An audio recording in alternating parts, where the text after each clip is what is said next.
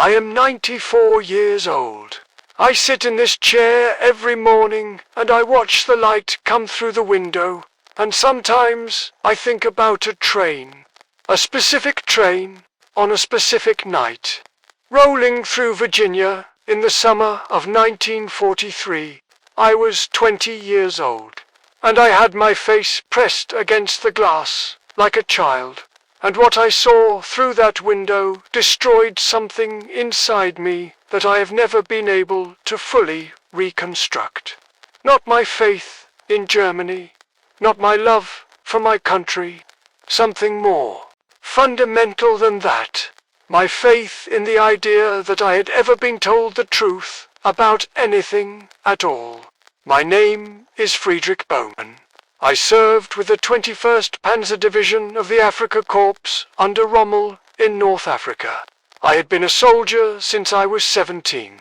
Conscripted from a small town in Saxony where my father worked in a textile mill and my mother grew vegetables in a garden behind our house. I believed what I had been taught. Not blindly, not stupidly. I was not a stupid young man. But when your entire world tells you the same thing, from the time you are old enough to understand words, it becomes not belief, but reality itself. America was a mongrel nation, weak, divided, controlled by financial interests that had no stomach for real war. A country of soft people who had never truly suffered, who would collapse under the first serious pressure of a modern military campaign. I had fought across the desert for 2 years believing this. I had watched men I knew die in the sand, under a sun that had no mercy, and I had kept fighting because we were told we were winning, that the Americans entering the war changed nothing, that their industrial capacity was exaggerated by Jewish propaganda, that their soldiers were untrained and their equipment inferior. We believed it because we had no access to information that contradicted it, and because human beings, when they are exhausted and frightened and far from home, cling to the story that gives their suffering meaning. On May 13, 1943, General von Arnim surrendered what remained of the Afrika Korps in Tunisia. 250,000 German and Italian soldiers put down their weapons in the space of a few days. I was among them. We were not broken men, we were experienced, disciplined soldiers who had simply run out of everything. Fuel, ammunition, reinforcements. The supply lines across the Mediterranean had been cut systematically by Allied air and naval power, and in the end we were fighting with equipment we could not replace and eating rations that had been cut to a fraction of what a soldier needs to function. I was 20 years old and I weighed 51 kilograms. I handed my rifle to an American soldier who looked younger than me, and I waited to discover what defeat meant. What came next was the first crack in everything I believed. In the makeshift camp outside Oran, Algeria, while we waited for transport ships, the Americans processed 20,000 prisoners with an organizational efficiency I had never seen matched by any German military operation I had witnessed. Identity documentation, medical examination, inoculations. Our Geneva Convention rights explained to us in fluent German by American officers who had clearly been trained specifically for this purpose. And then they fed us white bread, real coffee, meat, twice a day. We had not eaten like that in 6 months. We told ourselves it was propaganda, that they were trying to impress us, to soften us. For interrogation, we did not yet understand that this was simply how Americans fed people. Even their prisoners. The ship that carried me across the Atlantic was called the SS Robert E. Peary. I did not know at the time that this vessel had been built in 4 days, 15 hours and 29 minutes at a shipyard in California. If someone had told me that, I would have called them a liar to their face. No ship could be built in 4 days. It was not technically possible, These were the kinds of facts that my mind simply rejected because they did not fit inside the world I understood. The world I understood had limits. Apparently, America had not received the same information. The 2-week Atlantic crossing was the second phase of what I can only describe, looking back, as the systematic demolition of everything I had been told. A soldier from my unit, Kurt Zimmerman, kept a detailed diary during the crossing. He noted that the ship's crew disposed of more food waste each single day than our entire company had received in weekly rations during the final months in Africa. He watched American sailors throw away half-eaten steaks, whole loaves of bread, gallons of milk that had sat too long in the heat. They did this openly, without thought, without embarrassment, not to mock us, but because to them this waste meant nothing. Their supply was limitless. This was the word that began to form in my mind during those 2 weeks on the water. A word I kept pushing away because its implications were too large to hold. Limitless. What struck me almost as much as the food was the technology. A Prussian officer named von Steuben, an aristocratic man from a military family that had served Germany since Frederick the Great, noticed the radar antenna rotating above the bridge. We had been told that radar was technology only Germany, and possibly Britain, possessed in limited quantities. Here it was, on a cargo vessel. A ship built to carry goods and people, equipped with technology we had been told was our exclusive military advantage. Von Steuben wrote in his memoirs that it was, in that moment, he first genuinely suspected Germany had already lost the war. Not was losing, had lost. Past tense, with the outcome already determined, the paperwork simply not yet completed. The American coast appeared on August 2nd, 1943, and the sight of Norfolk Naval Base from the water silenced every conversation on deck. The base sprawled across 4,300 acres. Its docks stretched for miles. Its cranes were loading and unloading dozens of ships simultaneously with electric power that moved smoothly and continuously, without the coal smoke that choked our industrial cities back home. A man named Weber, a factory worker from the Ruhr before his conscription, stood beside me at the railing and counted 47 cargo ships in various stages of loading or unloading, just at this one port. In a single afternoon, in Germany, our port at Hamburg would have considered that volume extraordinarily across an entire week. Then they formed us into columns for the march to the waiting trains, and we passed parking lots, row after row of civilian automobiles belonging to the dock workers. In Germany, private automobile ownership was a privilege of the wealthy and the Nazi Party elite. The Volkswagen had been promised to the German people since 1934, a car for the ordinary man. The great democratic promise of the Reich, and fewer than 1,000 had ever actually been delivered to civilians. The rest of us took bicycles and streetcars.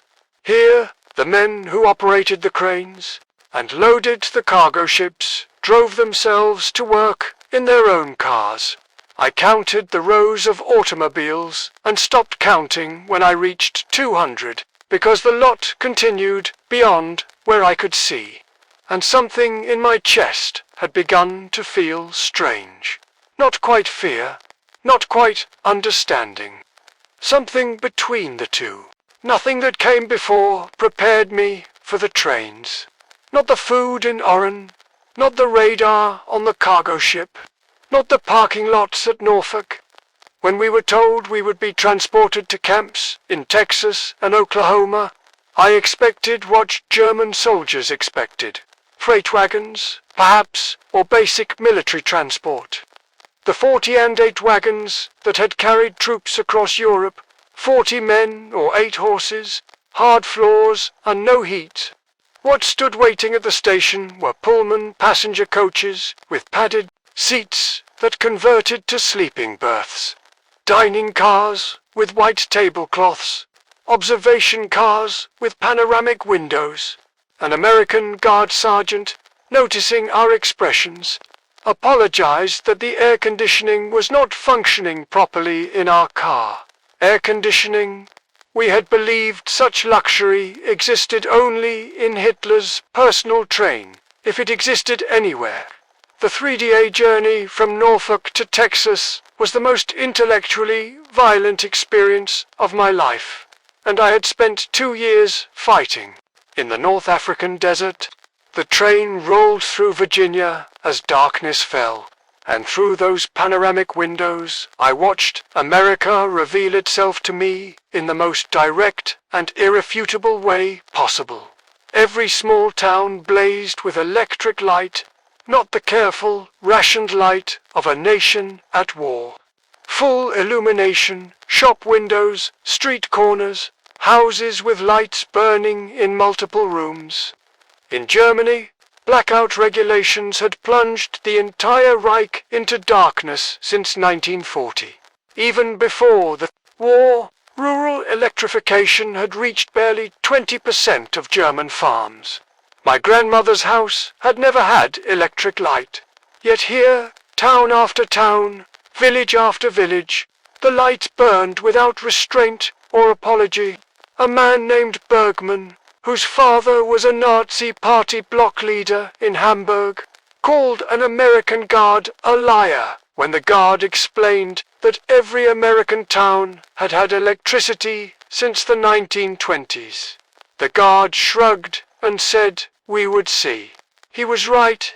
We kept seeing it for 3 days straight, and it never stopped.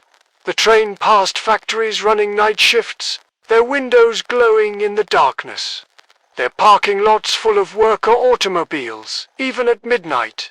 We passed through Tennessee and caught glimpses of an aluminum plant that stretched for 3 miles along a river, consuming 175,000 kilowatts of power, more than the entire city of Munich.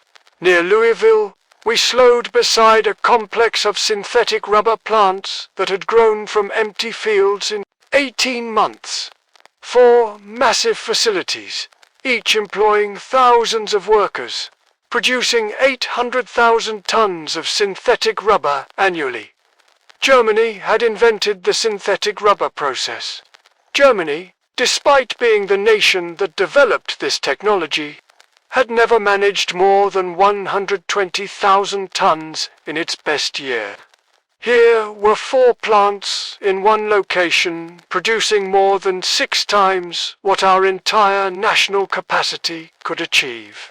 An officer among us who had been a chemist before the war sat very quietly for a long time after we passed those plants.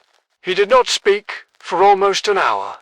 When he finally did, he said only, "There are dozens more across the country," the guards told him.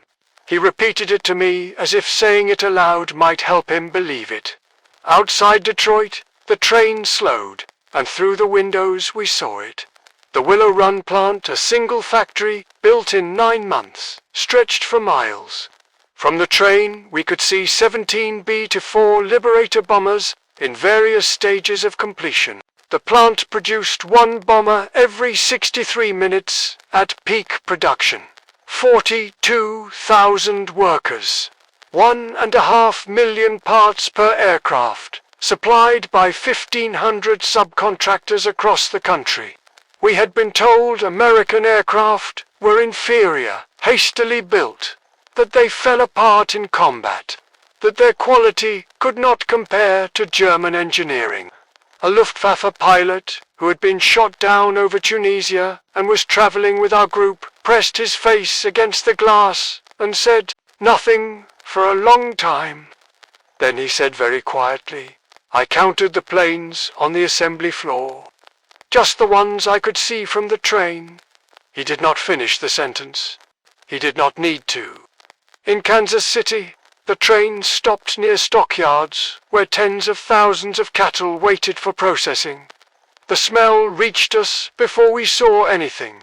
German soldiers who had been surviving on 200 grams of meat per week, when Lucky watched American workers eating beef sandwiches during their lunch break. A guard bought 20 hamburgers from a stand near the station without hesitation, paid with a $1 bill, and distributed them among the nearest prisoners, meat, cheese, vegetables, on white bread, for 15 cents each. He bought 20 of them without thinking. This was not special. This was what American workers ate for lunch. A man beside me, Paul Fisher, wrote in his diary, "They ate meat like we ate bread." No, that is wrong. They ate meat like we wished we could eat bread. I still remember those words exactly because I wrote them down myself that night. Because they were the most precise description of what I was watching that anyone had managed to produce. Camp Hearn had been built in 4 months. It housed between 3,000 and 5,000 prisoners in wooden barracks with electric lights, flush toilets, hot showers, and steam heating. Each building had been constructed with more lumber than entire German villages possessed.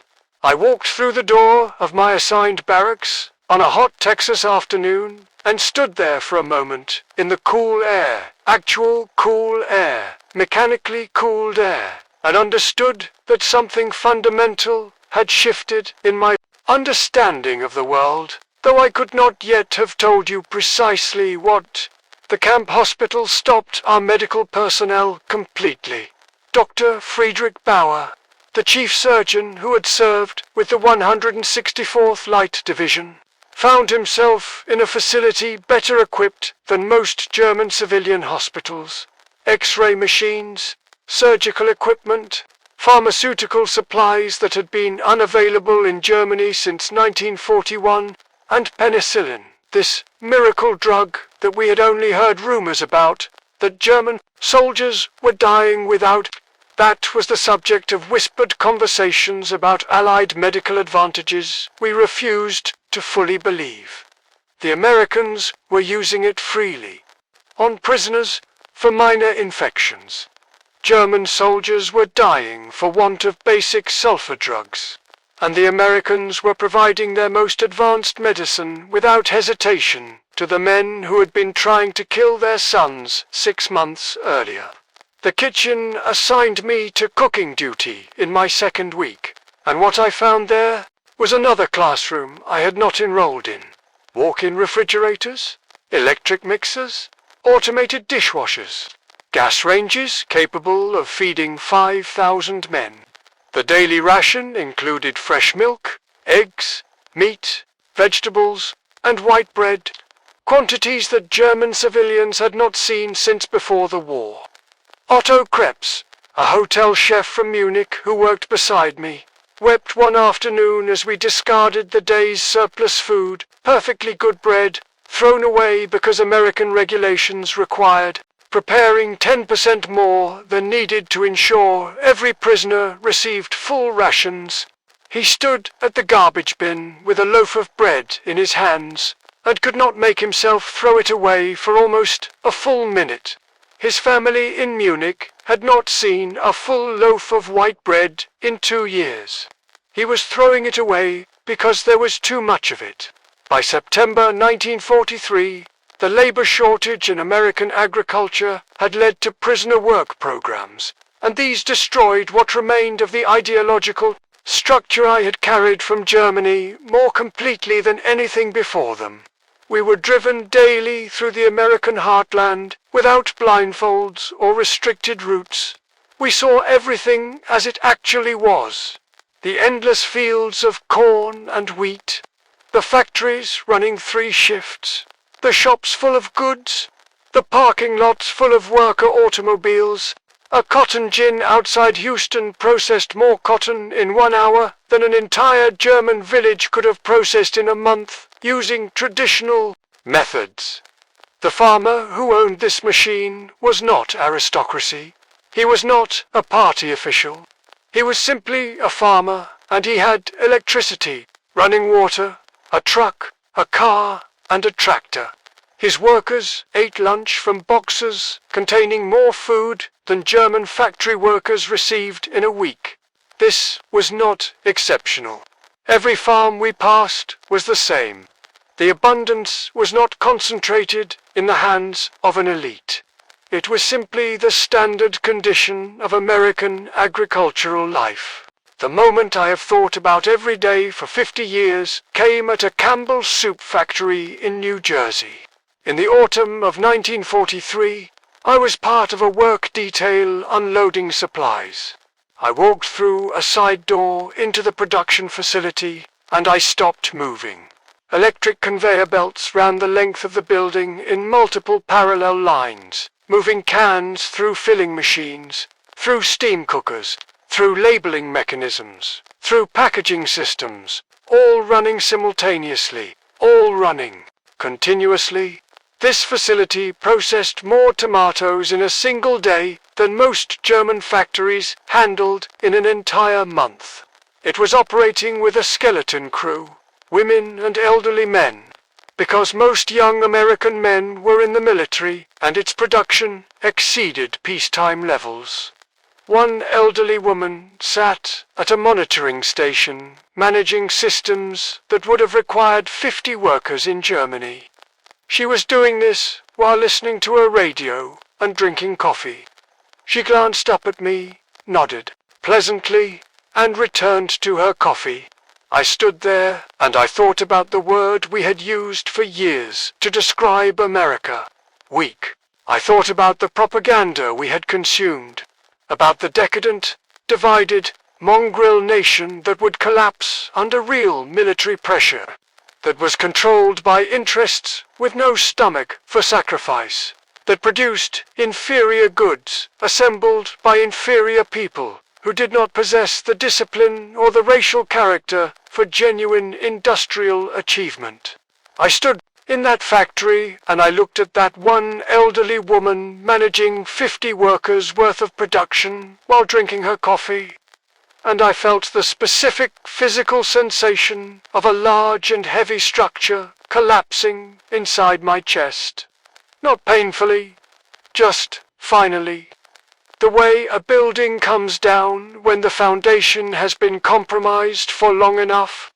When news of the Normandy invasion reached Camp Herne on June 6, 1944, the scale of the operation completed what the factory had begun. 6,000 ships, 11,000 aircraft, 150,000 men in the first wave, artificial harbors constructed and towed across the English Channel, a supply system delivering 15,000 tons of material daily across open beaches. We watched newsreel footage within days of the landing. The Americans showed it to us without apparent concern that we would find it demoralizing, because by then they understood, perhaps better than we did ourselves, that we had already been converted. I watched the endless streams of ships on that screen, and I thought about Kurt Zimmerman's diary entry about the food waste on the Atlantic crossing, and I thought about the cotton gin in Texas, and I thought about that woman at her monitoring station drinking her coffee, and I understood that the Reich I had believed in had been, from the beginning, a story told by criminals to people they intended to use and discard.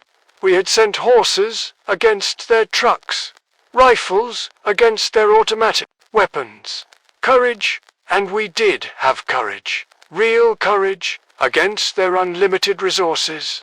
We had challenged the world's greatest industrial power with fairy tales about racial destiny, and we had lost, not because we fought badly, but because the contest was never real. By March 1945, I had enrolled in English classes, American history courses, and a correspondence program with the University of Chicago. I read American newspapers freely. I compared multiple viewpoints on the same events, something that had been impossible, that had been actively dangerous in Nazi Germany. I read criticism of American government, written by Americans, and published without consequence. And I understood that this confidence, the confidence of a society secure enough to criticize itself publicly, was itself a form of power that our system had never possessed and could never possess, because systems built on lies require the suppression of truth as a basic condition of their survival. We were repatriated in 1946. I returned to a Germany that was rubble and silence, but I brought something back with me that the rubble could not touch. I had seen what a free society looked like at full production, at full confidence, at full humanity. I had been treated with more dignity as an enemy prisoner than our own government had ever treated us as citizens. And I had stood in a factory in New Jersey and watched an elderly woman drink her coffee. And I had felt a lie I had been told since I was old enough to understand words, finally, irreversibly, come apart. I am 94 years old. I have lived long enough to see the Germany that was built from those ruins become something I am genuinely proud of. A democracy, an ally of the nation that held me prisoner. A country that chose to build rather than conquer. Many of the men who helped build that Germany had learned how in American prison camps, had seen with their own eyes what free people could achieve, and had carried that knowledge home across the Atlantic like a seed carried in a coat pocket. We had arrived in America as soldiers of the Reich. We left as something else entirely.